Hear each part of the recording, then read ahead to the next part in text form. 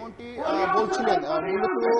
এদিকে নবুয়ত আন্তর্জাতিক যে খতমে নবুয়ত সম্মেলন সেই সম্মেলন হচ্ছে মূলত নবুয়ত পরিষদের উদ্যোগে কাদিয়ানীদের আন্তর্জাতিকভাবে অমুসলিম ঘোষণার যে এক দফা দাবি সেই এক দফা দাবিতে নিশ্চয় ছবিতে আপনি দেখতে পাচ্ছেন শুভ্র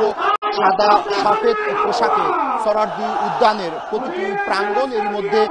মুখর হয়ে উঠেছে তাদের যে এক দফা দাবি সেই দাবি নিয়ে আমরা সকাল থেকে দেখেছি দেশের বিভিন্ন জেলা থেকে মাদ্রাসার ছাত্র শিক্ষক উস্তাদ ও মুসল্লিরা এই সোহরাওয়ার্দী উদ্যান কেন্দ্রিক এসে এই যে খতমে নবুয়ত যে আন্তর্জাতিক মহা সম্মেলন যে ধর্মীয় সম্মেলন সেই সম্মেলনে এসে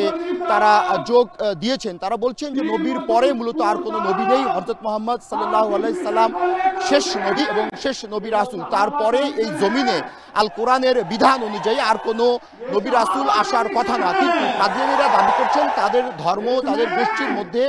একজন নবী দাবি করছেন। সেই যে অযৌক্তিক দাবি এবং যে আল কোরআন পরিপন্থী যে দাবি সেই দাবির পরিপ্রেক্ষিতে মূলত কাদিয়ানীদের রাষ্ট্রীয়ভাবে অমুসলিম ঘোষণার দাবিতে এই মুসলিম সমাবেশ এরই মধ্যে শুরু হয়েছে। আর কিছুক্ষণ পর এই যে সমাবেশ সেই সমাবেশে যোগ দেবেন দেশ বরেণ্য উলামায়ে কেরাম, বর্ষিয়ান রাজনীতিবিদ ও অন্যান্য আরো যে ধর্মীয় নেতা রয়েছেন তারা। আমরা এই সমাবেশ স্থলে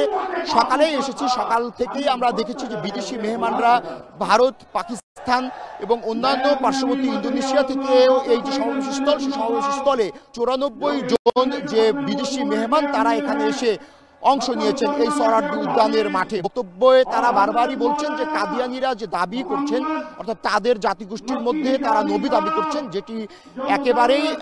একটি অধর্মীয় আলাপ বা বয়ান। মূলত আল কোরআনের যে বিধান অনুযায়ী পৃথিবীতে আর কোনো নবী রাসূল আসার সুযোগ নেই, সেটিকে বিবেচনায় নিয়েই মূলত এই এক দফা দাবিতে এই ইসলামিক মহাসম্মেলন বক্তারা বক্তব্য দিচ্ছেন এবং তাদের যে ক্ষোভ তাদের যে দাবি সেটি মূলত তারা তুলে ধরছেন এই সমাবেশ স্থলে। বলা হচ্ছে যে তারা এক দফা দাবি যদি এই অন্তর্বর্তীকালীন সরকার মেনে না নেয় তাহলে পরবর্তীতে কঠোর কর্মসূচি